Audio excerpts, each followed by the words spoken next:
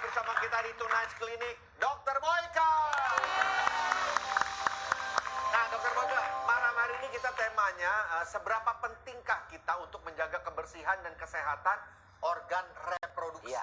Nah, itu dulu yang kita buka. Oke, organ reproduksi itu kan menentukan untuk seseorang bisa punya anak atau tidak. Jadi kalau kita tidak menjaganya dengan baik, misalnya keputihan, dan keputihan itu juga bisa menghambat kesuburan, ya kan? Jadi tidak. Keputihan bisa menghambat kesuburan? Bisa menghambat. Artinya tuh perjalanan si sel spermanya untuk mencapai telur terhambat oleh keputihan tersebut. Berarti Jadi kalau kita untuk laki-laki perawatan supaya kulit putih itu nggak boleh. bukan keputihan, bukan kulitnya. Biar cair aja. putih, Ya biar cair aja dok. cairannya. Oke dokter. Terus, Dok. Buat yang perempuan karena bentuk organnya seperti sumur, Ya. itu kan mudah sekali menampung berbagai macam penyakit. Ya, bakteri, Jadi ya. seperti misalnya cebok, nggak boleh pakai yang dari dari belakang itu kan ada sekarang iya, toilet iya. itu. Itu nggak boleh. Karena itu kotorannya bisa masuk Dari- ke dalam dari belakang situ. ke depan. Nah, nggak usah di situ dikasih minyak wangi karena wanginya memang sudah begitu. ada yang Misalnya ngasih minyak wangi, Dok? ada yang ngasih nyemprot di sini, nyemprot juga di situ. Nah itu kan nggak benar. Tapi itu jadi bahaya. Enzi nggak suka sih? nyemprot Menjadi kok. bahaya Enggak, maksudnya itu karena ada yang daerah di lakuin situ itu parah. dengan adanya alkohol dan sebagainya bisa mengundang Dia kuman penyakit juga. dong. Iya.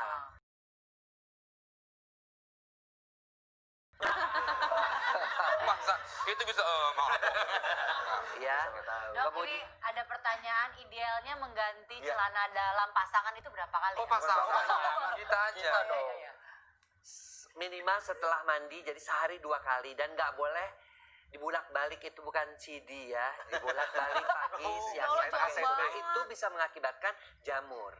Oh, itu yang dibolak-balik itu kan? Nah, Karena bagian seperti depannya itu. justru lebih rentan banyak Iya, yang... betul oh, sekali. Jadi kotor. sehari minimal 2 kali. Kalau memang males, ya kan sekarang ada celana dalam dari kertas, Nah itu juga bisa tapi dipakai. suka lecet dok. Kakak sering pakai itu. Enggak kalau misalnya keluar Mungkin negeri. kertasnya ada tulisannya kali jadi lecet. Wah, Serius nggak? Ya, ya sorry. kalau kertasnya kertas semen sih ya iyalah. Ini kan kertas-kertas yang benar. Kertas kardus dok. Enggak. Lebih kasar, Nah, dok. saya keluar negeri kan sering biar simpel pakai yang bisa. Ya, disposal tinggal kan, diganti disposal. disposal. Nah itu nggak apa-apa dok. Nggak Itu apa-apa. justru lebih higienis malah. Itu malah lebih higienis karena kan dibuang setelah selesai. Iya. Tapi saya sering lecet tuh karena kan permukaannya nggak selalu kain. Ininya bagus kok Bagus, apanya. Kakak belinya murah sih. Kakak beli di mana sih? Oh, yang yang kan yang buat dari karung goni soalnya. Iya kali lu. Coba. Dok, bersih mendingan misalkan organ reproduksi bersih, tapi organ tunggal enggak, Dok? Itu gimana, Dok? Ya tinggal dilak organ tunggalnya. Santai.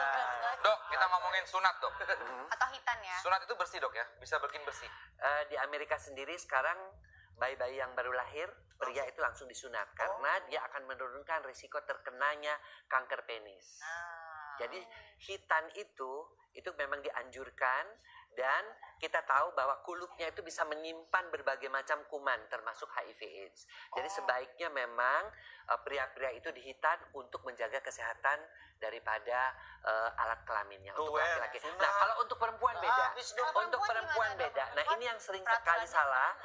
Perempuan-perempuan yang dihitan itu ternyata sampai kadang-kadang di beberapa negara, terutama di Timur Tengah ya, sampai dipotong itunya. Nah, itu bisa mengakibatkan nanti si perempuan itu tidak bisa mendapatkan kepuasan dalam berhubungan seksual.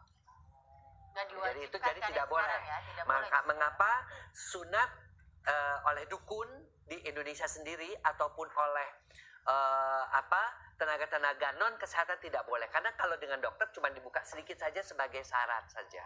Untuk perempuan ya, kalau untuk laki-laki memang Potong. dipotong. Ya di sini siapa yang belum hitam? Masih ada. Dokter mau menyediakan langsung jasa kita kalau mau langsung. Wendy, ada yang mau tanyain nggak, Wen? Mungkin mau punya anak lagi, ada plan. Ya kalau mau punya, nah itu apaan? Ada urusannya nggak Min? Sambungannya? Ya kan reproduksi. Oh iya benar. Ada itu. Gimana kalau misalkan kita berhubungan dengan alat reproduksi gitu? Aku mau nanya apaan ya? Ya nggak tahu. Coba apa aku duluan? Dok kalau sisa sunat itu dijadiin jimat itu. Astagfirullah. Desta, Ya. kenapa emang mesti dijadiin jimat? Emang ada Enggak, kan manfaatnya. suka ada yang Wen, gitu. emang ada manfaatnya Iya, itu jadi suka ada jimat? Ya nggak tahu lu doang. Lu Emang doang. kalau udah megang itu kulitnya bisa jadi paranormal. Nah, emang dia doang. Mendingan jadiin kerupuk kulit. Nah sekarang udah ada Tonight Lovers yang pengen nanya-nanya Boyka nih. Gue pengen nanya lagi padahal sebenarnya ya udah. Nanti dulu. Iya, iya. Oke. Oke. Ya, tenaga baper silakan bertanya. Halo? Halo, Ya, dengan siapa nih? dengan dia. Iya, di mana dia? Oke, dengan dia berarti Anda siapa? Iya, dia. Dia di Jakarta. Oke, jangan langsung bertanya kepada Dokter Boyka, silakan. Halo dokter. Halo, halo juga. Dokter aku mau tanya nih, kalau baik buruknya pakai KB spiral yang jangka panjang tuh gimana ya? Baik buruknya. Kan aku tuh pakai yang 8 tahun.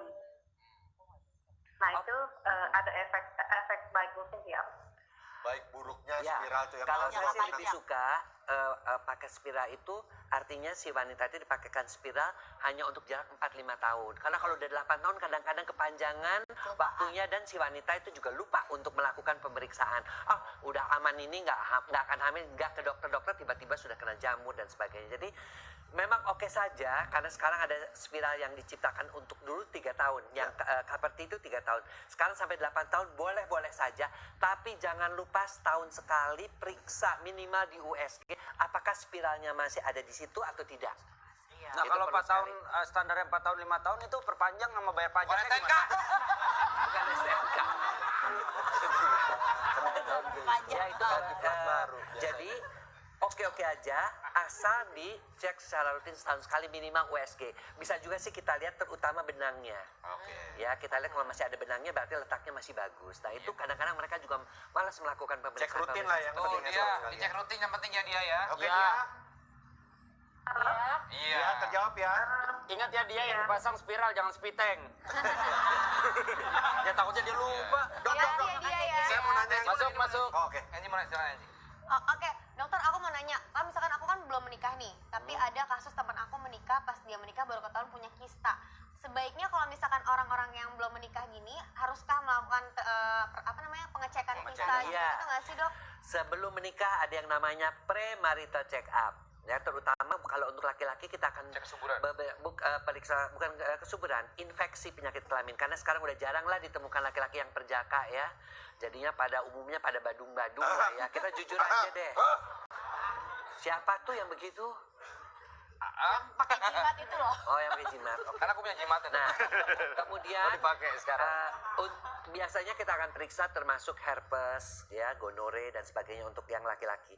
Kalau yang untuk perempuan biasanya pemeriksaan tokso, tapi juga sekaligus di USG diperiksa apakah ada kista atau enggak. Karena dengan adanya kista itu bisa menghambat terjadinya kehamilan. Oh, itu tuh dilakukannya pas sudah mau menikah atau kayak sekarang? Sudah mau menikah, misalnya 3 bulan lagi. Oh, Nah, berarti jadi saya kita- nggak tahu mas kapan Nah. ya periksanya ya dok? Nah, mau nikahnya kapan?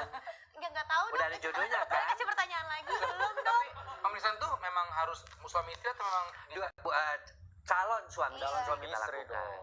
Cuman beberapa takutnya katanya nanti dong kalau udah ketahuan ada kista nggak jadi kawin lagi. Nah, itu Nah, gimana, jadi Kayak gitu tuh dok. nah itu sering ditanyakan juga kepada saya. Saya bilang ya kalau cowoknya memang cinta sih dia ada kista dia harus terima juga dong. Jangan cuma mau enaknya aja ya kan. Saya terima Artinya nikahnya sama-sama. beserta kistanya juga. Ya, saya terima Iya nikahnya dong, harus beserta terima Iya, iya. semuanya. beserta mas kawinnya bukan dengan kistanya juga sih. Ya kistanya juga termasuk mas kawin Kan ya. bisa diobatin juga ya Ya. dokter ya. Oke makasih ya dokter. Dok yang soal ini kebersihan, balik lagi ke kebersihan.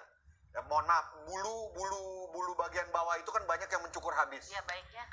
Kan itu bulu biar kayak anak bayi katanya lucu gitu dok. katanya kayak anak bayi. Apa hubungannya bulu sama anak bayi sih? Coba Lu bayi apaan lu? Gua kebayangin langsung. Bayi gitu ya kak Tapi ya. kan ada sekarang yang waxing semua gitu. Iya, jangan Pokoknya itu tidak boleh dicukur gundul-gundul pacul.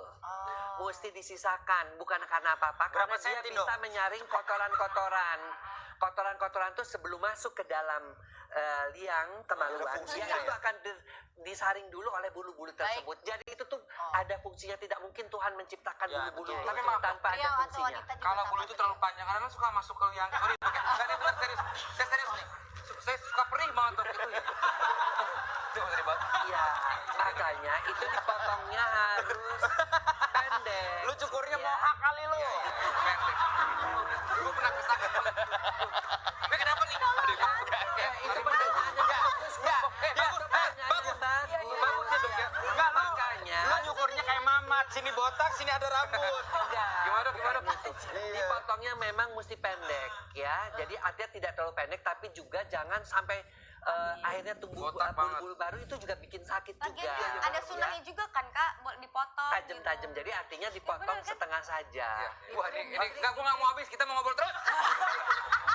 Ini seru. Berapa senti minimal dok? Dok, berapa Ya. senti? Lah ya. Ya pokoknya 1 kalau senti. istilah cukur rambut biasa tuh dicukurnya di bob. Artinya tidak habis. Berarti nunggu panjang dulu nih pak. Kurang lebih seperti itu. Aku kali aku bonding di depan. Begitu lah kenapa jadi ketawa begitu sih? Gak apa dokter lucu. Di bawah kok ngebayang aja di bawah ada apa? Gundul dan tidak terlalu pendek.